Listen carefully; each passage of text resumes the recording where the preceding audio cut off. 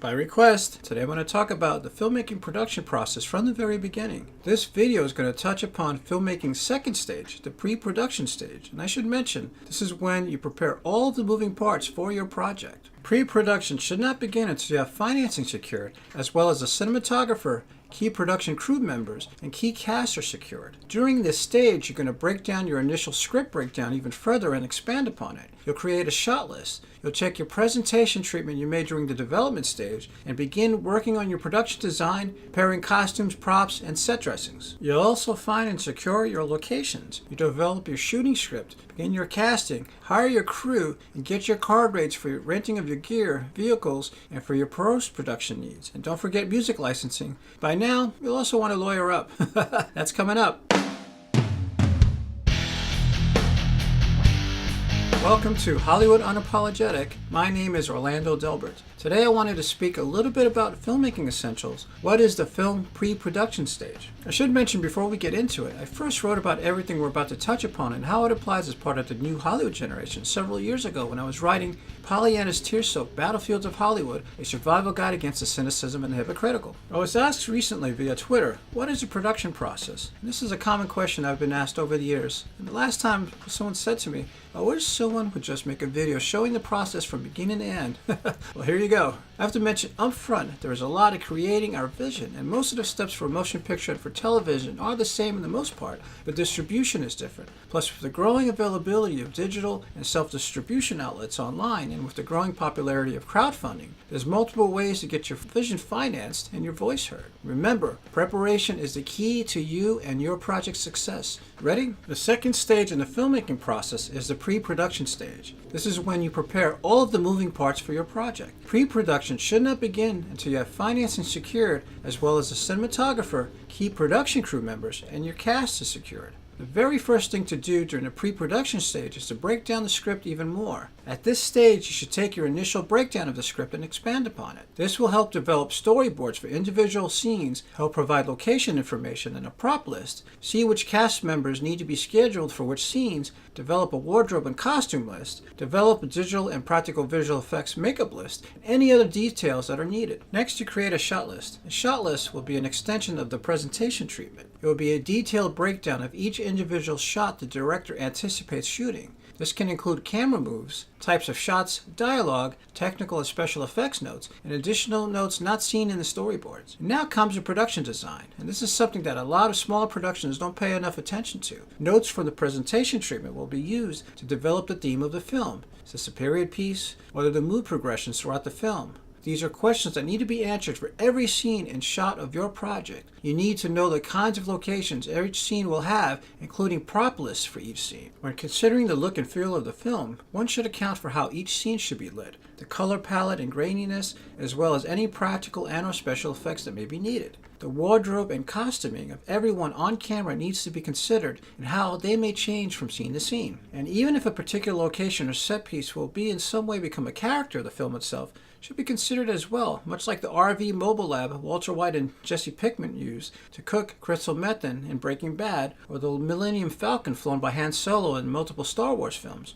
or the Aston Martin used in several James Bond films over the course of 50 years. Now it's time to find and secure your locations, and once the shot list is completed, it can be used to generate a separate list of locations, and usually a location scout will drive around to different production-friendly locations with a still camera and take several photos of exteriors and interiors, as well as have contact information for each location along with their rates. Find out if the locations or sound stages you'll be scouting are union or non-union. This can have a direct impact on everything from your budget, load-in, setup, and strike times, as well as even dictating how many of the union's people will be required to be on hand. Most location scouts already have a database they can access based on where they have been before. And keep in mind you have to account for access to crew and gear, availability to power and what its limitations are, ambient sound, parking and security, and bonding and permit requirements. It would be a good idea to take storyboards with you on a site survey and block where you would have to set up your cameras, lights, props, and talent. Take a lot of photos, not only of the point of view for each camera view to be shot,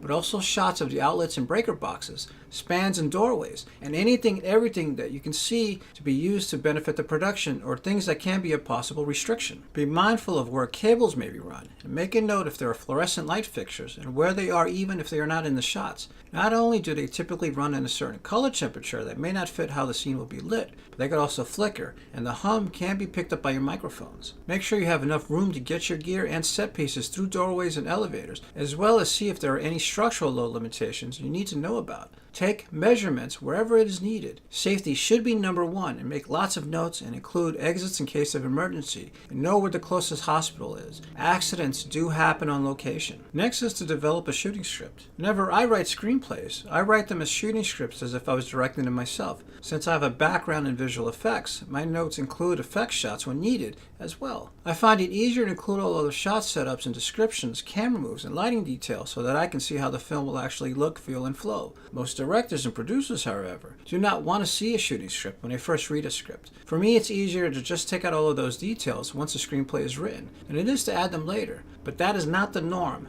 Since shooting a film is a collaborative effort, the initial vision when it was first written will most likely change. This is especially true if you're not directing your screenplay. And in this context, the shooting script will be based on all of the work you've done thus far and help to develop the specifics of the director's vision, which may be different from what the writer of the original text had in mind. The shooting script needs to establish the environment and show how, when, and why the characters and camera move through each scene. If the camera is to follow a character, that needs to be clear. Notes on composition need to be clear as well in order to show relationships in framing the shots, arrangements of the characters, focal points, and lighting needs. Additional notes on extra coverage and B-roll needs to be considered, especially around critical scenes. Too many inexperienced directors don't get enough coverage. It's better to have more than you originally planned for, not to have the shots you need. Fixing it in post can be a very expensive lesson that you should avoid. It's time to create a production schedule. Production schedule will help you to block out the dates needed per location, help with scheduling of cast and crew, and to securing permits and security when needed. Allow time for move-in, setup, construction, and striking of sets and gear. Also allow for additional takes, capturing of room tone, and anything else you may need for your particular shoot. And remember to include time for lunch and dinner. For many, their first few productions have some budgetary restraints. You may be able to get some people to help out for little or no pay, but at least make an effort to feed them. Even if someone working in your production does it for the experience and for the credit, they will remember that you fed them that day. Casting.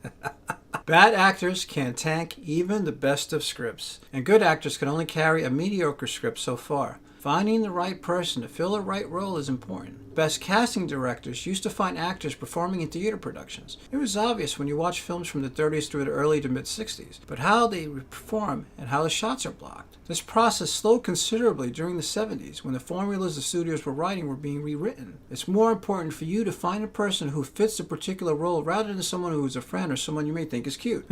Your production deserves that you take the time to find the right person for that role. Since you know who the characters are and their backstory, you may be able to find everyday people that fit those roles who are comfortable in front of the camera. Check out local theater companies, local acting resources through theater programs at nearby schools and acting classes, even Craigslist.com. If they are not truly right for the part, just don't cast them. When possible, have auditions and cold readings in front of a camera. Not only will this give you a visual reference of who the person in the performance, but you will also see if the person freezes up once they know the camera is rolling. And many people do.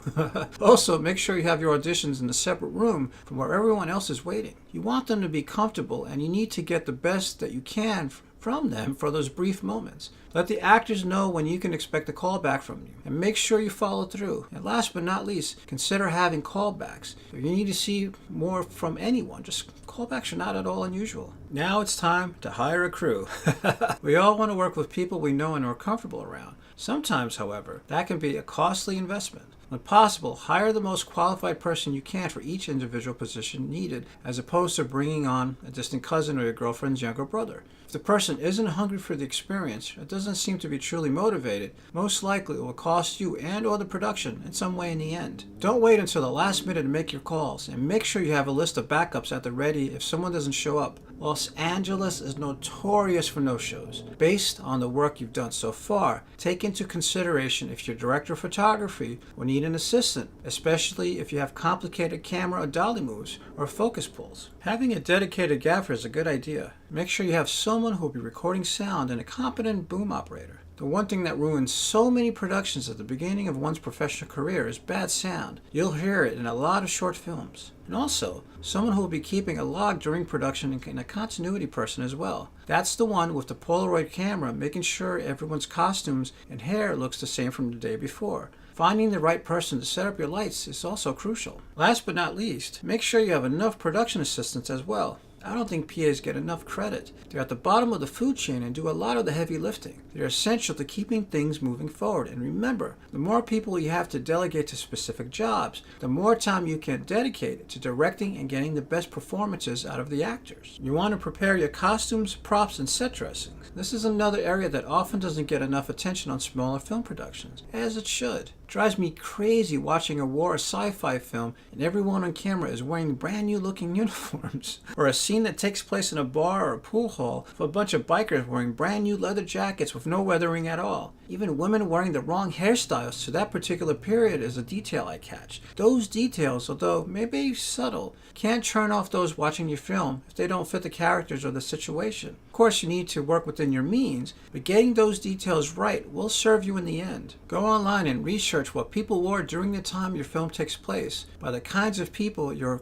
characters portray. And be thorough. Use examples to help your design team and prop masters to help them get the right fit for what the production needs. Your production will benefit from it. Now let's break down your shooting script. As a director, you would want to know where each scene in the script lives. Be sure that the scene numbers are in the script. Bracket off each intended shot and designate each shot if you are using multiple cameras, such as camera A, camera B, camera C, etc. Make sure each bracket has a shot description. You need to allow overlap in action so that when your editors get the shots, they have options, and leave some pad. Make a floor plan as you envision the scene. This will help you when blocking cameras and the actors, setting up the lights and the props, and help you when you analyze how dialogue will be given. Make sure to get card rates. When putting together all of the moving parts and the individuals to help put the film together, you need to get high and low prices from everyone. Often you will find people can be somewhat flexible if they believe in your project or if you are a student. Rental houses sometimes give discounts on gear over a weekend or for student productions. This is also true when looking at your post-production options.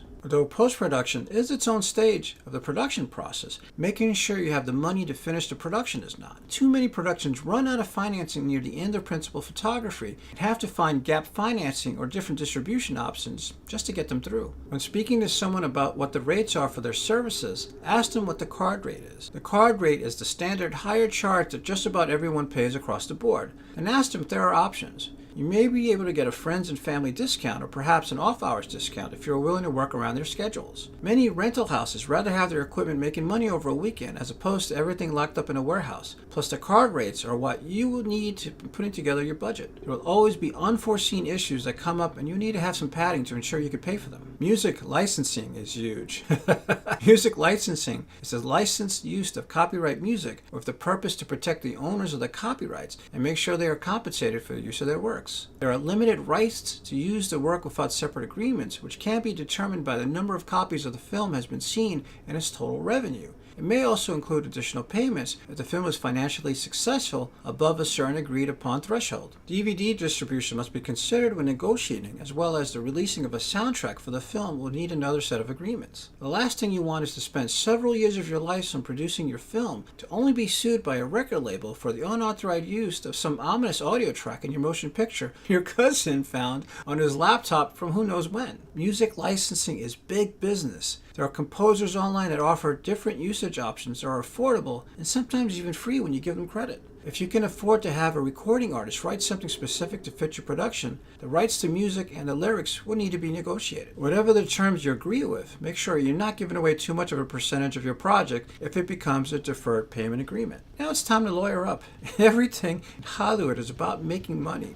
period. Anyone who tells you different is either naive or just a naysayer. Many individuals who live for independent film will argue this, or at least that has been my experience. Although filmmaking is storytelling, it is also business. Big business. When you read the trade magazines, so many articles written about are lawsuits. It is in your best interest to make sure your agreements protect you in the production. This includes copyright and trademarks of artwork for the film, production company, and branding you plan on doing as part of the film's promotion. If you go into production with an honest understanding and acceptance that your project is a product, it will serve both you and the production best. Please don't get me wrong. I'm not in any way inferring you should sell out or feel you can't be passionate about your ideas. The bottom line is, if you're investing years of your life and the lives of others as well, why not get paid for the hard work everyone is doing? Please consider what I offered you today and consider what your role is as a new generation of content creators. And feel free to take advantage of other members of the new Hollywood generation community. We are all here to grow together and to help one another.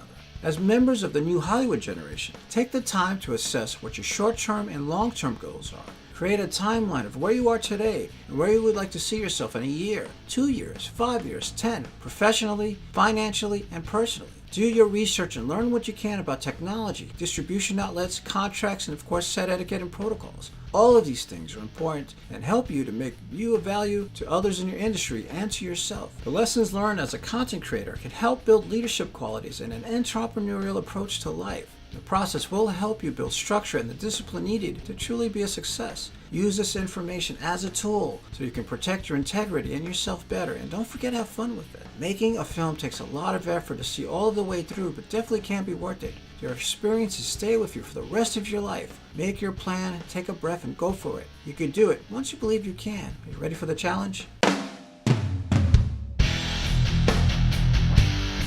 If you're looking for filmmaking for beginners, Filmmaking 101, and for some filmmaking tips on how to want to be a filmmaker, make sure to click on the subscribe button. Click that bell so you don't miss anything. Looking for how to filmmaking essentials? Be sure to check out the videos in the playlist. New to film production, start here. Think of this channel as a film crash course or filmmaking crash course and an introduction to filmmaking entrepreneurship to build the skills needed well beyond just how to succeed Hollywood and beyond whatever discussion other how-to film school, how-to indie filmmaking, in general, how to film industry channels don't talk about. The whys you truly need to know to help you grow as a thought leader in life, the entertainment industry, and how it applies as part of the new Hollywood generation is in this video series and in the Pollyanna's tear-soaked Battlefields of Hollywood, a survival guide against the cynicism and the hypocritical series of books. Links below. Remember, preparation is the key to you and your project's success. Ready?